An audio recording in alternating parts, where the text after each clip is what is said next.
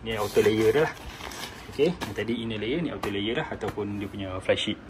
Okay, dia sepatutnya kita gulung sekali lah. Ni aku just nak buka tunjuk. Lepas tu dia datang sekali dengan packs.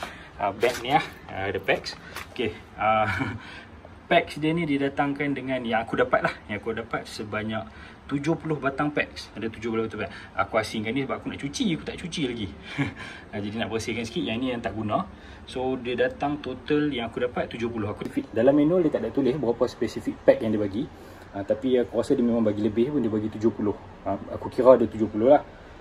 Lepas tu dia datangkan dengan 6 batang pole. Ni pole-pole dia. Dia ada bag dia lah. 2 batang adalah yang pendek. Dan 4 batang adalah saiz yang panjang sikit. So 4 batang panjang, 2 batang pendek. Okay, so total ada 6 batang. Okay, untuk kita set up kita punya awning apa semua lah. Boleh tengok macam video aku tunjuk lah. Di sini ada gambar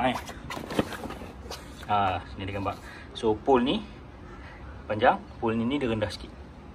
Yang ni dia rendah sikit, ini panjang. Lepas tu kita boleh lagi set up satu awning lagi kat sini. Yang pintu belah sini boleh set up lagi.